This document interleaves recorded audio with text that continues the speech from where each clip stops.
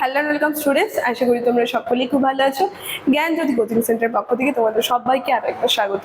তো আমি মীরা ম্যাম, আমি আজ তোমাদের যেই বিষয় নিয়ে আলোচনা করব সেটা হচ্ছে বাংলা সাহিত্যের প্রাচীনতম নিদর্শন হিসেবে এই যে চর্যাপদ পুঁথি যে রয়েছে, এই চর্যাপদ পুঁথির সাহিত্যিক ও ঐতিহাসিক গুরুত্ব সম্পর্কে আজকে ক্লাসে আমি তোমাদের সঙ্গে পুরো ডিটেলসে আলোচনা করব।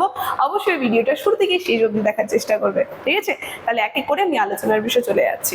দেখো, প্রথমেই বাংলা ভাষার বিবর্তনের তিনটা স্তর আমরা দেখে নিই। দেখো কি বলছে, প্রাচীন আর্য ভাষা, ঠিক আছে, প্রথম স্তর আমরা দেখতে পাচ্ছি।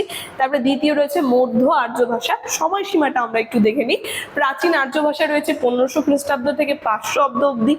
মধ্য আর্য ভাষা আমরা দেখতে পাচ্ছি 500 থেকে 1000 খ্রিস্টাব্দ অব্দি, ঠিক আছে। তারপরে কি আমরা দেখবো, তৃতীয় আমরা দেখতে পাচ্ছি চর্যাপদ, যেখানে বাংলা ভাষার উষা লগ্ন কিন্তু আমরা বলতে পারি এই চর্যাপদ, বা বাংলা সাহিত্যের প্রাচীনতম নিদর্শন কিন্তু হচ্ছে এই চর্যাপদ। এই সম্পর্কে কিন্তু আছে ক্লাসে আমরা তোমাদের সঙ্গে আলোচনা।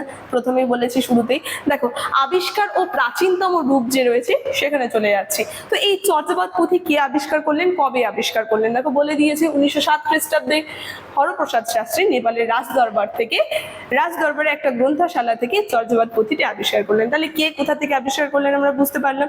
এবং 1916 খ্রিস্টাব্দে এটি প্রকাশিত হওয়ার পর বাংলা ভাষার প্রাচীন রূপের প্রথম নির্ভরযোগ্য লিখিত প্রমাণ কিন্তু মেলে এই চর্যাপদ পুঁথির মধ্যে। এবং সিদ্ধাচার্যরা সাধন সঙ্গীতের আড়ালে একটি প্রাচীন বাঙালি সমাজের এক অমূল্য দলিল হিসেবেও কিন্তু আমরা এই চর্যাপদের উদাহরণ দিতে পারি, ঠিক আছে। তাহলে খুবই গুরুত্বপূর্ণ কিন্তু আমরা দেখতে পাচ্ছি এই চর্যাপদ পুঁথিটি, যেটা বাংলা সাহিত্যের প্রাচীনতম নিদর্শন, ঠিক আছে।